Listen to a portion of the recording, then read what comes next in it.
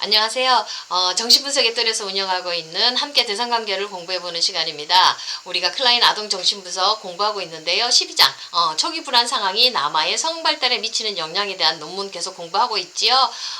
원래 예상된 진도라면 오늘로 이 논문이 마감이 되어져야 되는데 저희 센터에서 하는 선생님들과 함께 공부하는 그 시간에 토론이 활발하게 진행되는 바람에 진도를 나갈 수가 없었습니다. 그래서 제 예상하고는 다르게 다음 주까지 이 공부를 조금 더 해고 더 한 다음에 1월 둘째 주부터 위니캇의 울타리와 공간이라는 책으로 넘어가야 될 것 같아요. 오늘 이제 다뤄야 될 부분은 우리 아이들 이제 남자 아이들 오이디푸스 갈등의 후기 단계가 어떻게 시작되고 어떻게 진행되어져 가는지 거기에 대해서 함께 살펴보도록 하겠습니다.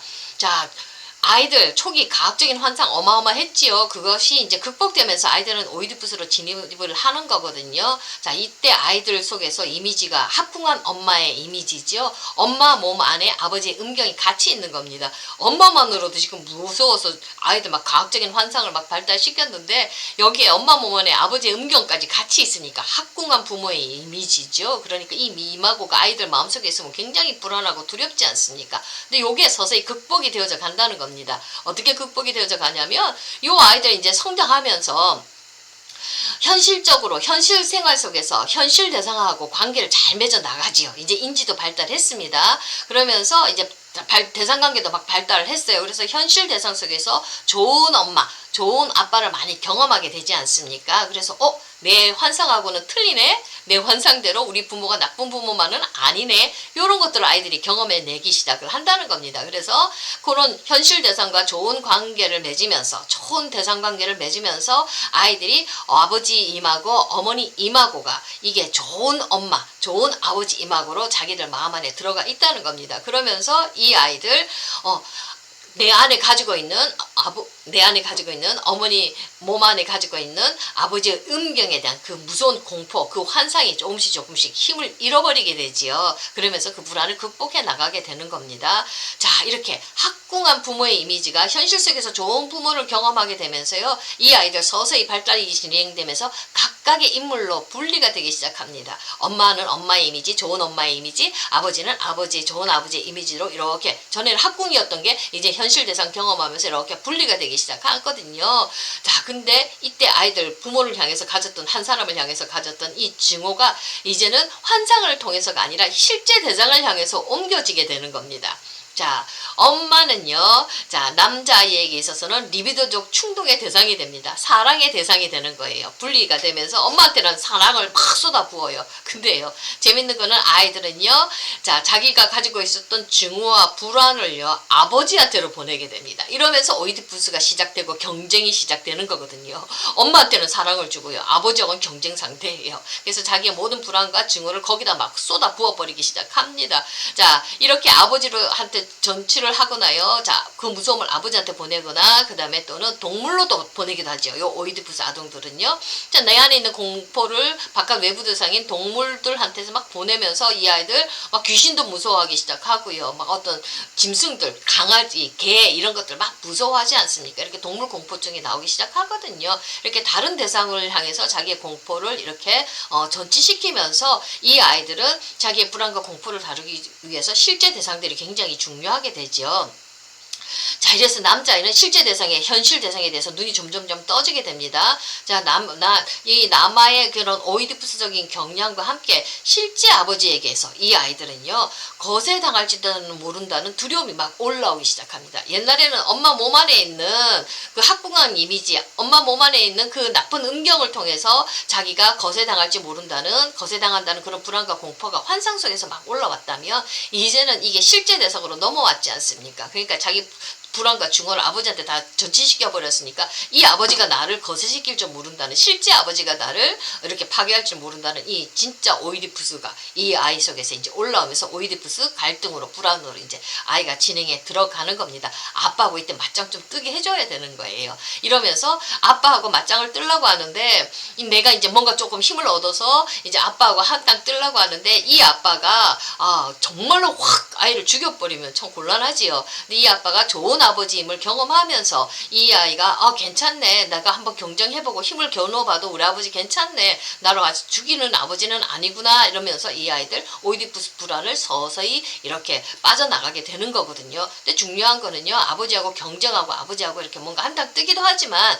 우리 아버지 되시는 분들은 이 아이들 속에서 경계라든지 한계를 정확하게 지어주는 거 너무나도 중요합니다. 그래서 요 선을 넘어가지 않도록 그 선을 정확하게 지키면서 이 아이가 아버지하고 꼭 관계를 맺고 경쟁할 수 있도록 힘을 길러 나갈 수 있도록 이런 장을 마련해 주는 거 너무나 중요합니다. 요때 남자아이들 우리 아버지가 너무나 강하게 아이들을 기를 죽여버리면 아이들 힘을 못 펴고 다시 퇴행해서 엄마 품으로 돌아가게 되거든요. 엄마 속으로 들어가게 되면 이게 동성애 구조가 되고 많은 정신병리적인 구조들이 나오기 때문에 이 아이들이 발달 오이디푸스 기에 아버지를 넘어서 세상을 향해서 나가기 위해서는 아버지하고 한번 힘겨루기 하는 거, 내 증오와 어떤 불안을 아버지한테 쏟아내면서 싸우면서 우리 아버지가 나를 진짜로 죽이는 아버지는 아니구나, 좋은 아버지구나, 이런 것을 경험하면서 오이디푸스 불안을 극복해 나갈 수 있도록 우리 아버지가 도와주셔야 되는 겁니다. 포인트가 되는 건 절대로 아버지하고 경쟁한다 할지라도 우리 아버지가 법의 위치에 있어서 그 아이들한테서 이런 경계를 만들어주는 거, 법을 만들어주는 거, 그거는 우리 아버지가 포기해서는 안 되는 겁니다. 아버지가 법의 자리에 정확하게 있어야 되는 겁니다. 자, 두 번째요. 이 아이들 이러면서 이제 오이디푸스를 극복하고 아버지와 더불어 함께 극복해 나가는 그런 과정이 된다면요, 이 아이들한테서 또 다른 특징이 뭐냐면 이때는 보상적인 경향도 또 같이 나오기 시작합니다. 자, 남아의 성기적 경향이 강해지면서 과학적인 충동이 극복되는 그런 정상적인 과정에서 보상에 대한 남아의 환상도 또한 활발해지기 시작합니다. 자, 어머니에 대한 보상 환상은요, 여전히 어떤 지배적인 가학증이 있을 때 어머니 속에 있는 아버지의 나쁜 음경을 파괴하는 형태로 나타나는 시기에 이미 존재했지요. 자, 남아에게 어머니가 좋은 대상을 의미할수록 자, 보상 환상은 더욱더 활발해지고 어머니 임금하고에 부착됩니다. 이미 요전 발달 단계에서도 어머니의 어떤 망가뜨린 것들을 회복하고 보상하려는 환상들이 있었는데 이 오이디푸스기 들어오면서도 아이들은 여전히 그 보상을 하려는, 좋은 엄마를 되살리려는, 내가 파괴시켰던 엄마를 되살리려는 보상에 대한 심리가 확실히 이렇게 뚜렷하게도 올라오기 시작을 합니다. 자, 요때 아이들 놀이 부분 정확하게 여기 나오거든요.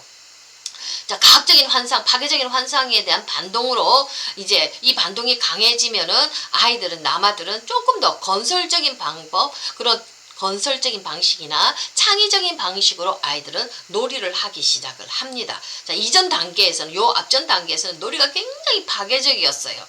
그래서 막 엄마와 자신의 몸을 파괴하고 해치고 망가뜨리는 이런 것들을, 파괴를 향한 그 놀이를 상징적으로 보여줬습니다. 예를 들어서요, 이때 아이들은요, 막 집과 마을, 그런 것들을 막 파괴합니다. 다 쌓아놨던 것들을, 블록으로 다 쌓아놨던 것들을 막 망가뜨리고 파괴하는 놀이 하거든요. 근데 조금 발달이 진행되어져 나가면 보상을 향한 놀이가 나오기 시작하는 게, 이제는 망가뜨렸던 것을 집을 세우고 마을을 건설하는 놀이를 하기 시작합니다. 그리고 울타리를 짓고 경계를 짓는 놀이들이 많이 나와요. 이렇게 창조적인 놀이, 보상을 향한 놀이가 조금씩 나오기 시작하고요. 또 예를 들어보면요, 남자애들 자동차 많이 가지고 놀지 않습니까? 막 자동차끼리 막 충돌시켜요. 막 파괴하고 막 뒤집어지고 떨어지고 그냥 부딪히고 난리가 나거든요. 자기의 불안을 이렇게 놀이를 통해서 표현한 아이들.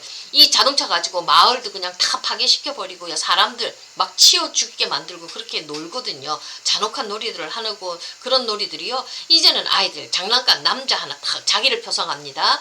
장난감 남자를 교통경찰로 딱 세우는 겁니다. 질서를 잡는 남자가 하나 딱 나옵니다. 그래가지고요, 이 막 자동차들이 서로 충돌하지 않게 하거나 집들이 파손되지 않도록 하고요, 보행자들, 지나가는 사람들이 다치지 않도록 이렇게 관리해주는 장면들이 나옵니다. 도움을 주는 사람들, 보호해주는 사람들이 놀이 속에서 나와서 질서롭고 평화로운 마을 전경들을 꾸며나가기 시작을 합니다. 파괴만이 있는 게 아니라 보상이, 새로운 생성들이 놀이 속에서 나온다는 얘기입니다. 자, 요때 보면 상어 같은 것들도 있잖아요. 막 잡아먹고 막 그냥 물고 물 죽이는 놀이 나오는데요. 이제 좀 보상을 향한 놀이로 들어가면 경계나 구획이 좀 지어지면서요. 아이들이 서로 화목하게 노는 거 그런 것들로 놀이들이 많이 진행이 되어지거든요. 이러면 우리가 이 아이가 좀 발달이 진행되어져 가는구나. 오이디푸스기로 넘어가는구나. 우리가 조금 알 수가 있습니다. 자, 마지막요. 움직이는 자동차로 표상되는 어떤 폭력적이고 고압적인 음경, 이때 이 음경은 아버지든지 자기 자신의 음경을 얘기를 하겠지요.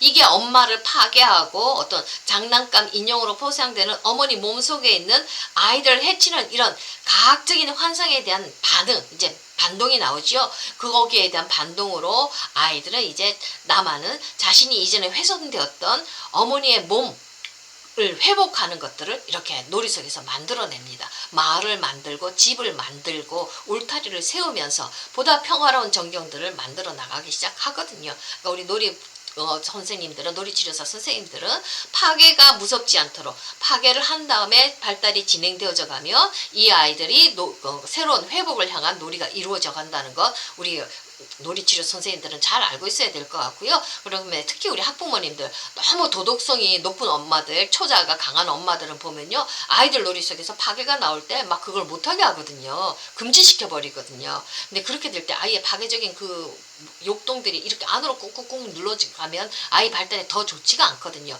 놀이 상황에서만큼은 아이가 마음껏 파괴하고 새로운 것을 건설해 나가는 요 시간이 나올 때까지 그 파괴하는 시간들을 허락해 주셔야 된다는 겁니다. 마음껏 파괴한 다음에 반드시 아이들은 생성을 향한 몸부림이 있거든요. 새로운 것을 만들어내거든요. 이 보상적 경향이 있다는 걸 알고 억지로 그것을 도덕적인 어른의 눈으로 보면서 그 놀이 자체를 하지 않도록 금지시키지 않도록 부모님들은 좀 조심을 하셔야 될 겁니다. 이런 마음껏 창의적인 것들을 발현시켜 나갈 때 우리 아이들이 좋은 것들을 또 만들어낼 수가 있습니다. 믿어주면 되는 거거든요. 자, 오늘은 여기까지 합니다. 감사합니다.